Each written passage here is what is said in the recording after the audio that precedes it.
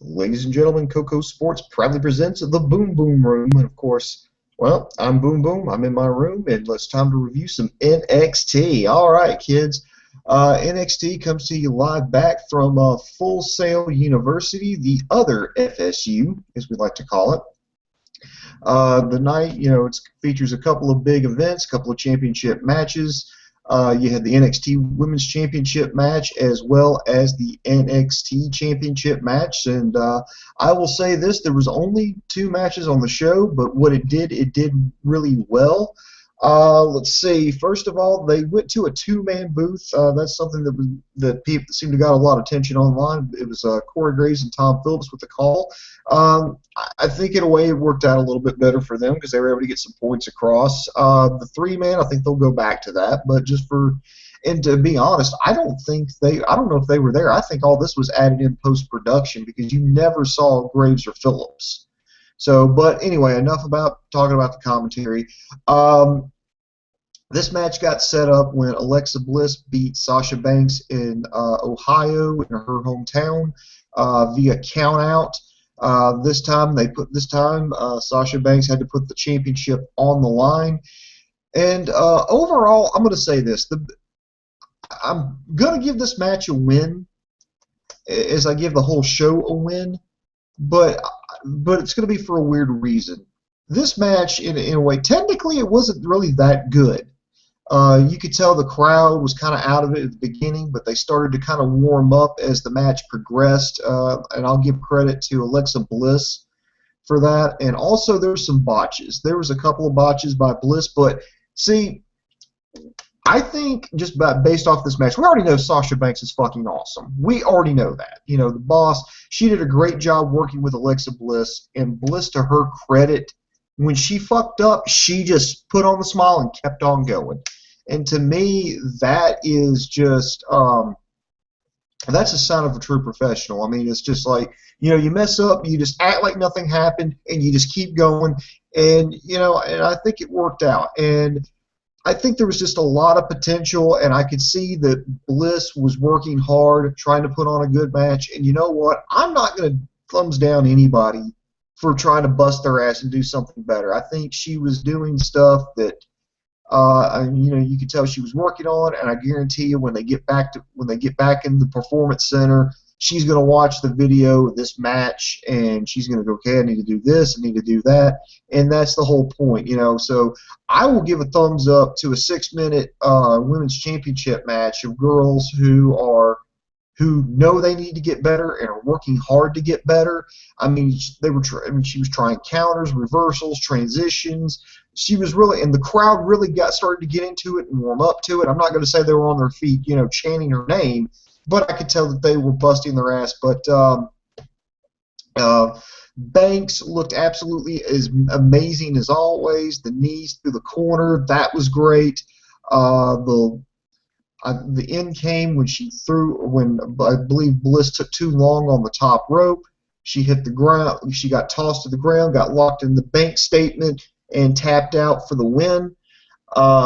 So definitely props to both these women, especially Bliss, for busting her ass and trying. And you know what?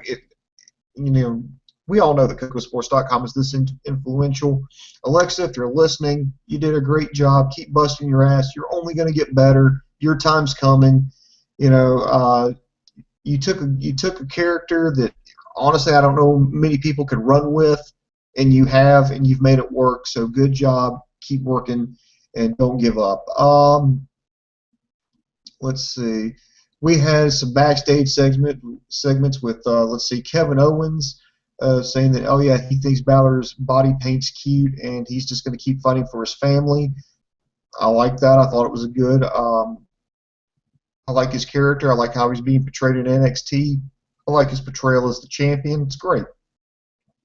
Next, there was Bayley was texting backstage, and Emma comes back, and she came with the whole, I told you so. It's like, what do you mean? It's like, well, you're too nice. You can, fool, but kissing up to the crowd's not gonna get you anywhere. I made that mistake, and it got me nowhere. I went up to, basically implying her run with Monday Night Raw.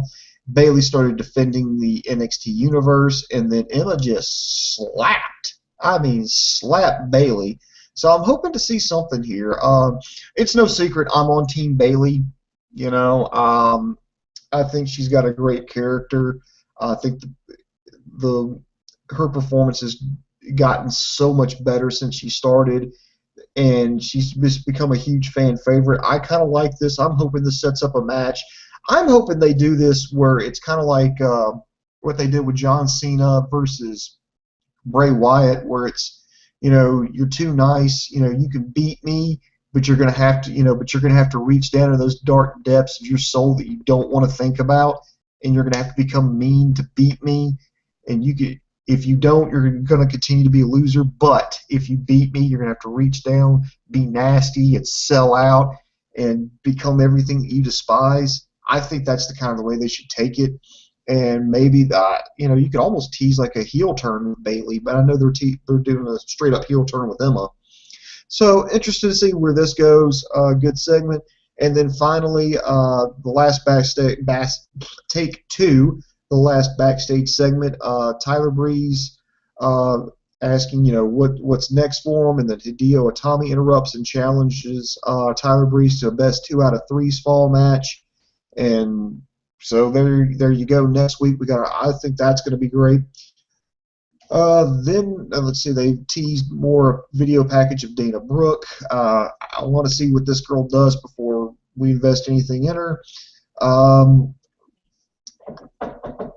hang on, somebody's knocking at my door. Dave, can you pause or stall for time right now? Somebody's knocking.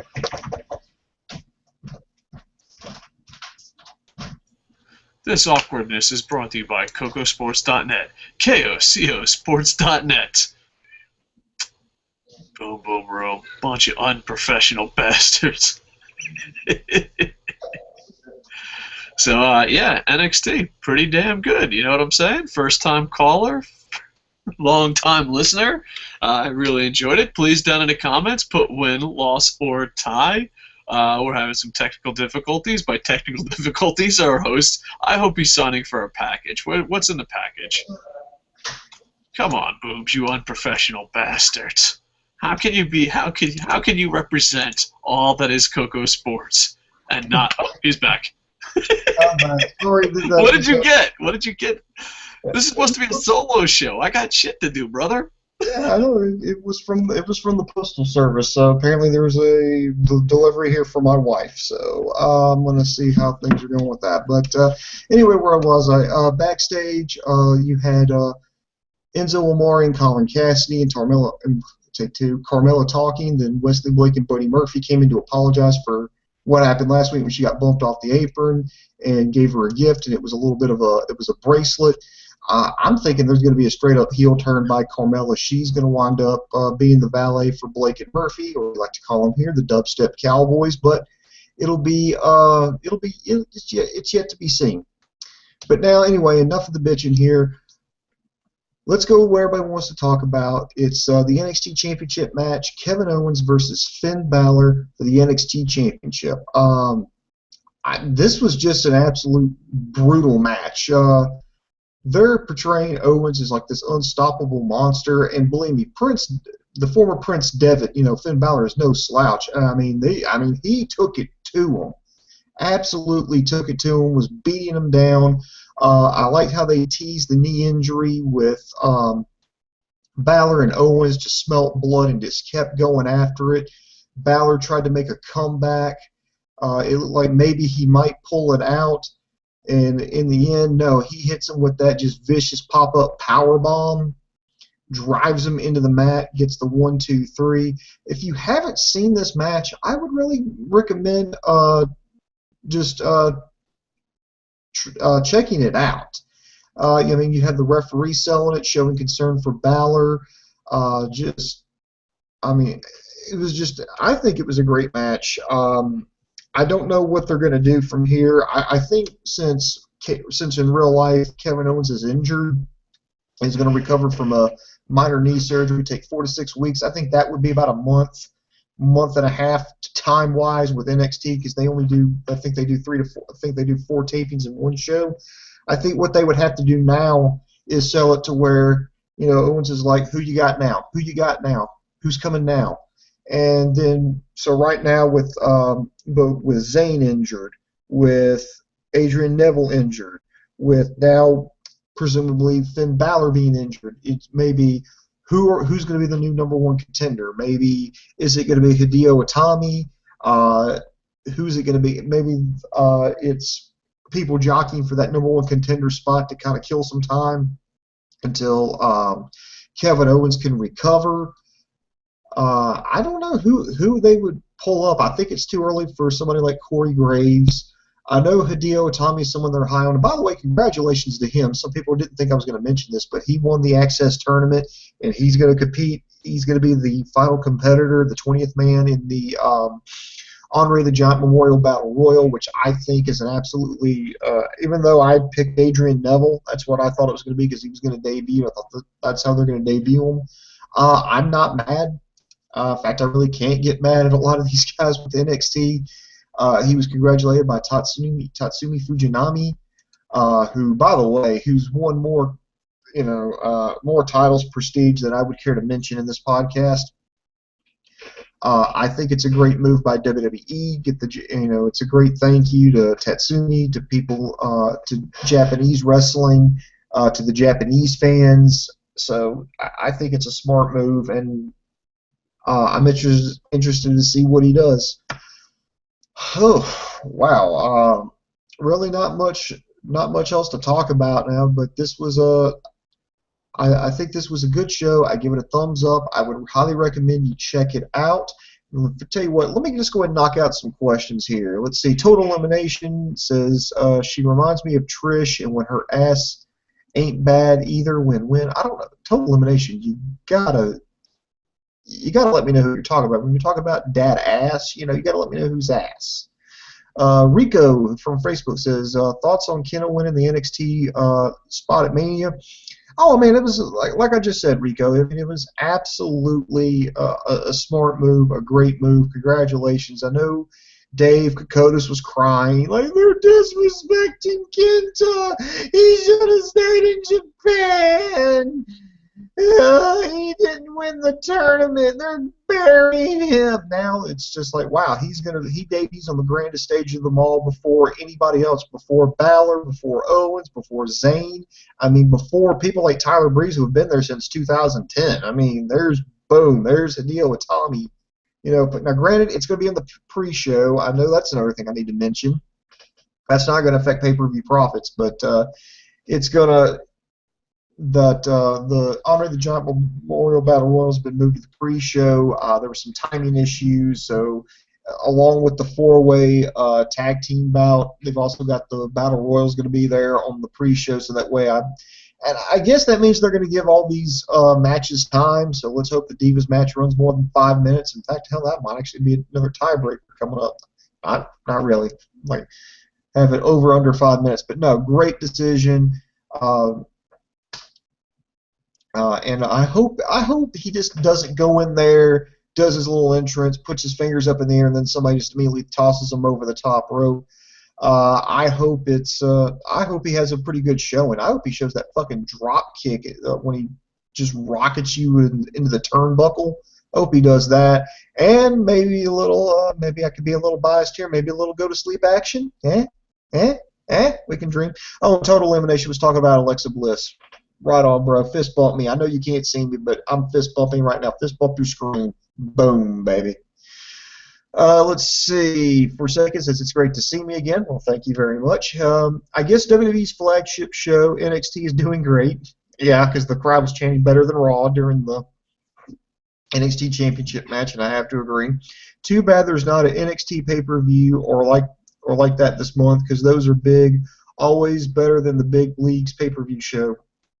Actually, that's more by design than accident. Remember, they did the Rival in February because they wanted to go ahead and get NXT out of the way. They wanted to get far enough from people's memories so they weren't comparing it. Yeah, they were going to have to deal with having Fastlane compared to Rival, but if they were willing to take that, but not Mania. You don't want to run the risk of your fan base going, yeah, that 2-hour NXT show that features all your developmental talent. Yeah, that show that we could get for $99.99 only on the WWE Network for $9.99. That was so much better than your 4-hour grandest, biggest pay-per-view of the year. They didn't want them making those comparisons, and I think we're not going to get another one until I think maybe May or June. I think is when they're supposed to do the next NXT special event. Let's see, Joshua Green, Balor sold the injuries well. If they keep kayfabe going, then Kenta or Bree should win the tournament, but I really hope Balor wins the tournament so we can see his epic entrance. Well, I guess sadly, I'm breaking the news to you that Hideo Itami won that at Access. You know, and to be honest, Breeze, I think they should go ahead and move him up. He's been there since 2010. I think he would make a great partner for The Miz, a great protege, and then go off and do his own thing. I mean, apparently they're testing him out because they've had him tag up with Bo Dallas on live events and dark matches. So, you know, who knows? Maybe that's what they're doing. And Balor with his entrance, for that to work, at least at the Honor of the Job Memorial Battle Royal, he would have to come in. I would, if it was me, booking it, let's just say, go back in time and let's just say he wins the Access tournament.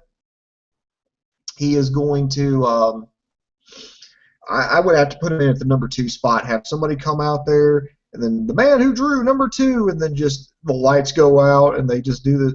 That's the only way I could see that working.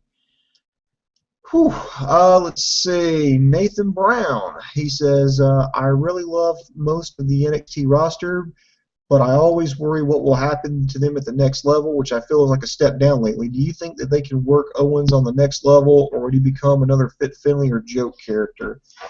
To be honest, wow, you would ask a tough question, wouldn't you, Nathan?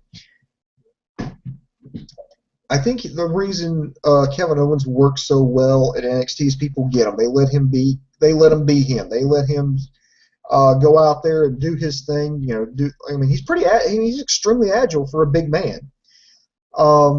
He just goes out there, beats people up, and you know, the motivation is, hey, if I keep this belt, it's more food. You know, it's food on the table for my family. It's, you know, clothes on my kids' backs.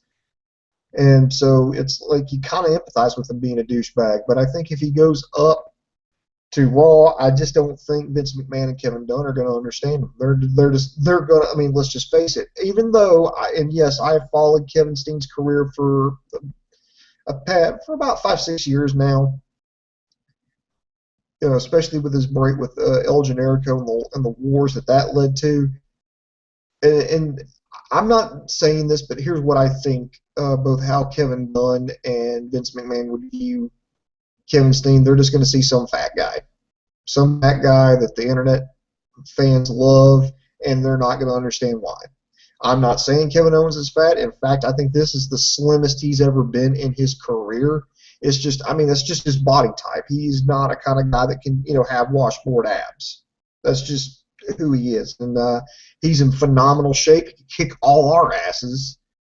But I just think Vince McMahon's going to look at him, not be able to masturbate to his photo, and they're just going to go, okay, he's a good mid-card guy. How about we have him feud with Dean Ambrose? Ooh, actually, that would be awesome. But no, I don't think he's going to get to that top level. It doesn't matter, because one of the things I complain about with WWE is it's like the Cool Kids Club. If you're marked the next big thing, a golden boy, the chosen one, however you want to put it, you're given endless opportunity. I mean, just look at Roman Reigns, look at John Cena, look at Dave Bautista. Whereas if you're just kind of labeled like, you know, whatever, he's not that awesome, it doesn't matter what you do, you can't do anything right. Yeah, they may give you like they may toss you a bone every now and then, like a form of Daniel Bryan winning the championship. But for the most part, it's just going to be, yeah, he's going to be a great contender for the U.S. title. All right. But do I think he'll become, I don't know if he'll become an absolute joke character. No, I don't think he'll be a joke character. I think he'll be a serious character. I think he'll be kind of like what they're doing with Dean Ambrose, somebody who comes in, who's got a lot of popularity, but they're not going to let him go past a certain level. Joshua Green, dude, spoilers, booms. I didn't know the turning for the NXT was already decided. Dude, we posted that on Kocosports.com, bro. Come on, that's all over the dirt sheets. You should know that. Come on, we're wrestling fans. Oh, I know, I've got a job. Oh, I got to sleep. I can't look at the internet all the time. All right, I'm sorry if I spoiled anything for anybody. Let's see if there's any more questions or comments, or whatever. Just go ahead and get them in now. I just want to remind everybody that we got, of course, WrestleMania coming up this weekend. There's going to be plenty of coverage here at Kocosports.com, KOCOsports.com. I'd like to thank Wrestling Rantin. I was on his Agents of Smart last night. I was joined by LK Wrestling Reviews, Wrestling Rantin, and another gentleman. I think it's JSGP, LMNOP, ABC, whatever. We had a good conversation back and forth. I need to get him on Kocosports.com. Me and him, kind of saw, not in a bad way. We just kind of saw differently on a few things, which I think would be a great podcast, dueling opinions. It's what this whole thing's about. It's not like we don't have to be sitting here giving each other, fucking jerking each other off, agreeing with each other all the time. It can be some fun. Also, this weekend I hope to have an update on the death of El Hijo del Perro Aquio Jr. There's some more stuff coming out now, including the cause of death, reaction from del Perro's family, the legal fallout. I'm going through, thank God for Google Translate, because I've been looking through some Spanish language publications, and I'm going to have a big update on that hopefully this weekend, so be sure to stay tuned there. And most importantly, I want to wish a happy birthday to Leonardo Kocotis. That's right. Dave Kocotis' baby boy. He's growing up. He's the big three, baby. The big three. Dave Kocotis took him to the zoo. They tried to lock up Dave. They thought he was a polar bear that got loose because he's incredibly white. That's what I'm saying. So, so happy birthday, Leo. Many, many more. And Dave, don't you feel old because your baby boy's growing up. So in the meantime, I want to thank everybody for tuning in. Check out this NXT if you haven't. And always, you can always visit, and it's back up, by the way, now. You can visit us at Kocosports.com. That's KOCOsports.com. It's your home for all combat sports. That includes boxing, mixed martial arts, pro wrestling, amateur wrestling, sumo wrestling, taekwondo, kickboxing, judo. You can get your nose broke doing it. We got you covered there on the site. We've also got our news and gossip section, which is updated daily, courtesy of Rob. And then you can also check out our very popular video on demand section. It's Kocosports.com. It's where the world goes to kick ass. So this is Dave. This is I'm going to say this is Boom Boom, and for my partner Dave Kocotis, I am over. Boop, boop.